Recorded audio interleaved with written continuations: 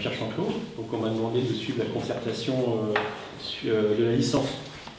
Alors, plein de choses ont été dites par le secrétaire général, donc je vais faire un peu court.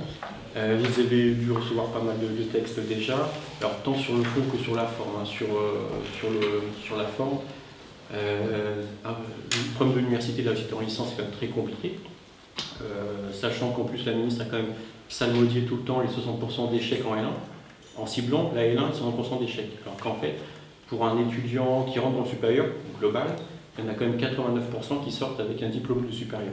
Alors, du supérieur du global, pas que l'université. Donc c'est vrai que soit on dit en L1 il y a 60% d'échecs en L1, et soit on dit que l'ensemble du système de l'enseignement supérieur arrive à être diplômé 89%. L'Italie c'est 50%. Donc bon, déjà la façon de présenter les choses, c'est l'OCDE. En fait, alors en fait, les étudiants, ils ont pas 80%. Ouais. 80%. Les étudiants, ils ont bac, ils vont dans le supérieur, BTS, 80%, est-ce que c'est 79? Oui, c'est vrai. Donc, 79%, on peut arrondir à 80%. 79% avec un diplôme. Voilà. Alors, en fait, ils ont le bac, l'étudiant il a le bac, il va dans le supérieur c'est vaste. Les universités, les grandes écoles, les BTS, d'autres formations dans différents domaines. Donc en fait, quand même beaucoup d'étudiants. Donc ça, c'est les chiffres de l'OCDE, on a été chercher l'OCDE, on ne peut pas taxer l'OCDE de chiffres. Ils sortent diplômés du supérieur. Alors pas forcément de bac plus 3, hein, mais diplômés. Donc c'est-à-dire plus que le bac. Donc déjà, c'est une chose. Donc ça, c'est un premier constat de départ. Donc c'est pas seulement à l'université, hein, c'est ça? Hein? Oui, l'enseignement supérieur dans sa grande richesse. Donc ça, c'est un premier point de départ. Donc on est face quand même à un problème complexe, et la ministre a dit, je découpe en petits bouts, donc 11 groupes, ça a été dit, pour aborder un problème complexe par différents angles. Le problème, c'est que quand on veut résoudre un problème complexe, c'est d'aborder un peu un bout d'ensemble et pas chacun par ses petits bouts. Donc en fait, pour avoir participé à 2 groupes et pour avoir fait le tour un peu avec mes collègues, en fait, les groupes, ils se chevauchent, dans des groupes, ils racontent des choses qu'à raconter un autre groupe, et en fait, c'est très dur. C'est quand même difficile de cadrer le débat dans les groupes. Ça se chevauche tout. Donc c'est pour ça que des fois, les pilotes, les rapporteurs, ils sont un peu... ils essayent de cadrer, et que là, commence à arriver, au bout de la 2e semaine, 3e semaine, des textes qui infléchissent bien la direction que doivent prendre les groupes. Donc, voilà le souci. Si je reviens à mon argument de la L1 par rapport à l'ensemble de l'enseignement supérieur sur les diplômés, on voit arriver dans ces groupes des tas de gens qu'on ne connaissait pas. Enfin bon, le MEDEF, on le connaît, fait partie du CNESER. La CGFI, les écoles d'ingénieurs, font partie du CNESER, mais ils ont une place sur 65 au CNESER. Là, ils sont partout. La CGE, la Conférence des grandes écoles, elle est dans les groupes. La CURIF, la Courroie, l'APEL, l'association des parents de l'enseignement libre, les chambres du commerce industriel. Oui, non, mais alors en fait, ce qui se passe, c'est que pour que tout le monde soit consulté, c'est très bien, mais à un moment donné, qui est représentatif et qui est plus ou moins légitime de parler de quelque chose? Demander l'avis aux parents, c'est très bien, demander l'avis aux étudiants, aux lycéens, c'est très bien, mais quand on est dans un groupe de travail ou une organisation syndicale, le SNESUP entre autres, est quand même la majoritaire d'enseignement supérieur, et qu'on se retrouve avec une voix face à tout plein d'écoles qui, elles, pratiquent la sélection à l'entrée après le bac, enfin, je ne comprends plus. Là. On nous dit, vous êtes mauvais en L1, 60% d'échecs, et on fait causer dans les GT des gens qui sélectionnent les étudiants en prépa et en grandes écoles. Donc, enfin, il y a un truc qui est un peu difficile à comprendre. Ça, c'est un peu pour poser le débat. Alors, si je fais un petit tour rapide sur les GT. Oui, voilà, on va demander, donc oui, des solutions sont faciles, hein. Il faut sélectionner, il faut plus de sous, enfin voilà. Donc, ce n'est pas des propositions que le SNESUP va soutenir, bien sûr. Alors, un point rapide hein, sur les GT. Le GT1, c'est information et orientation au lycée. Alors là, c'est le groupe où tout le monde arrive à la conclusion. C'est vrai que ça fait longtemps qu'on a réfléchi dessus. Il faut mieux informer le jeune pour construire son orientation. Donc on est, oui, c'est pas nouveau, quoi. Et donc en fait, on est là, on radote, on tourne en boucle là-dessus. Alors si on arrive quand même qu'il faut plus de moyens. Et oui, parce que le lycée, par exemple, pour orienter un enfant dont les parents sont allophones, et oui, tout le monde n'a pas eu la chance d'avoir des parents français ou avoir fait des études, enfin, il faut informer tout le monde. Et bien, il faut donner du papier, donner des petites plaquettes. Plus de budget sur les rames papier. C'est tout bête, mais quand vous n'avez plus de budget sur les rames papier, vous faites comment pour donner un papier aux parents allophones? Vous n'allez pas les envoyer sur Internet. Donc, voilà, on arrive à la conclusion, il faut plus de moyens. Alors, un petit exemple tout bête, hein. Uppsala, en Suède, en 2003, Alors, Uppsala, le campus d'Uppsala en Suède, en 2003, c'était 18 000 étudiants. Il y avait 80 conseillers pour l'orientation. Créteil, 23 000 étudiants, 3 conseillères à mi-temps. Bon, voilà. GT2. GT2, l'accès premier cycle de l'enseignement supérieur. Bon, là, Hervé en parle mieux que moi puisque c'est lui qui en fait partie. Grosso modo, se dégage quand même plusieurs tendances. Il y a un groupe d'organisations syndicales qui est opposé à toute sélection en disant que le bac c'est le seul prérequis nécessaire. Il y a un autre groupe qui dit voilà, on est favorable à la sélection, il faut qu'il y en ait par QSF, le SNAC, la CPU, l'UNI. Voilà. Et puis il y a un groupe au milieu qui dit bon ben il en faut, mais il ne faut pas qu'il soit trop méchant, il ne faut pas qu'il soit coercitif. Et là on retrouve une salle, la CFDT et la FAGE. Donc ça permet les groupes de travail d'identifier qui est qui.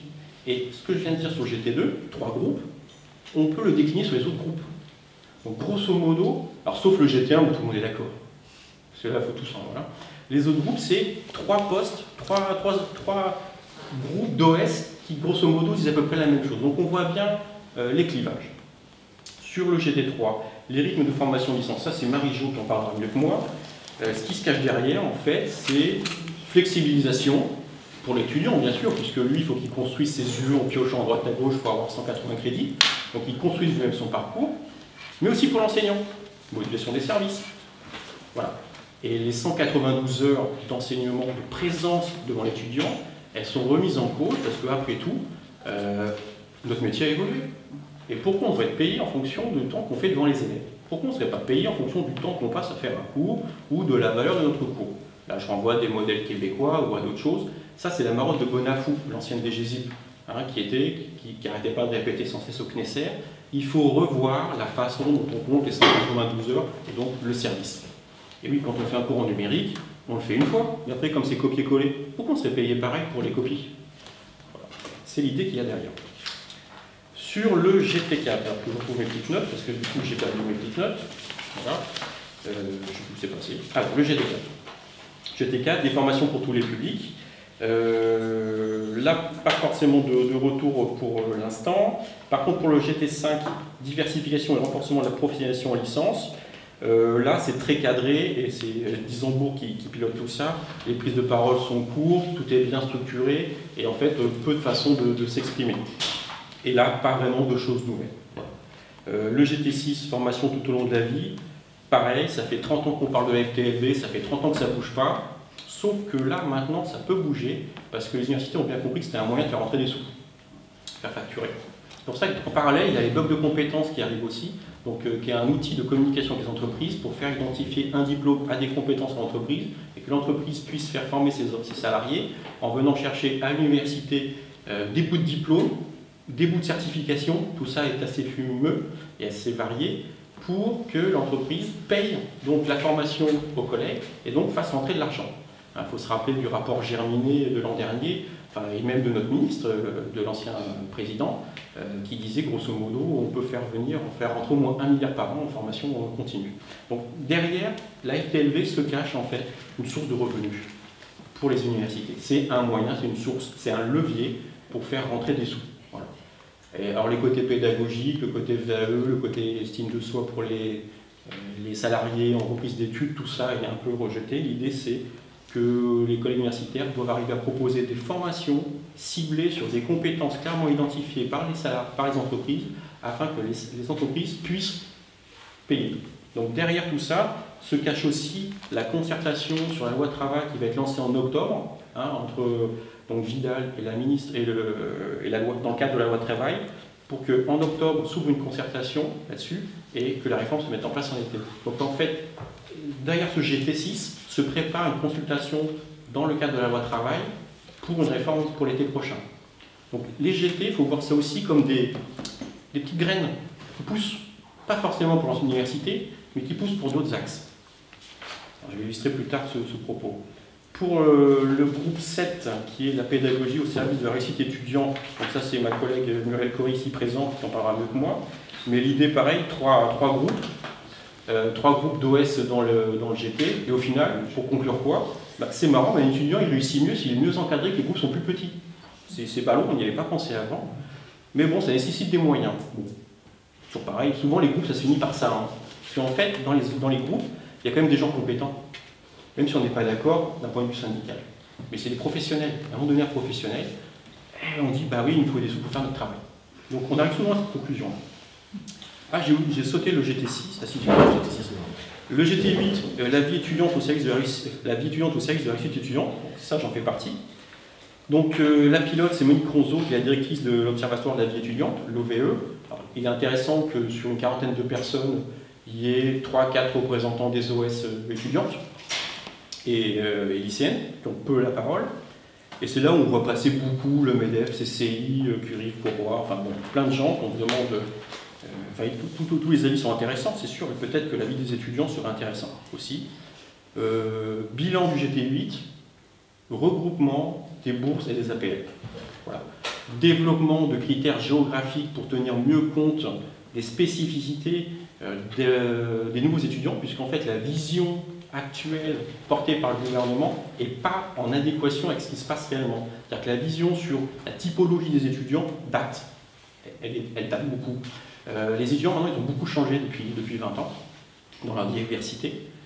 Donc, développer des critères liés à la géographie, développer des critères liés à ce qu'ils appellent la cohabitation, la décohabitation. Bon, l'étudiant qui vit chez papa-maman lui donne moins de sous, et celui qui vit en dehors lui donne plus de sous. Voilà. Mais par contre, la bourse, c'est pour la réussite. Donc, en creux, pas de réussite, pas de bourse. Voilà. Je vais faire court, peut-être je suis long. Oui, ça on répond aux questions. Non, ça, parce que ça c'est important. GT9, PACES, alors c'est là on arrive aux trois groupes qui sont vraiment intéressants, qui sont vraiment à part. La PACES, la réforme de la PACES, c'est vraiment très intéressant, mais là, il n'y a aucun lien avec la stratégie nationale de la santé. C'est bizarre. Voilà. Les STAPS, ma collègue en parlera mieux que moi, mais il se passe des choses positives. Et la psycho, il fallait remettre à plat la formation totale, de A à Z. Il semblerait que la réflexion commence. Mais donc on voit bien 8 groupes et 3 autres groupes qui sont vraiment à part. Voilà, j'ai été trop loin.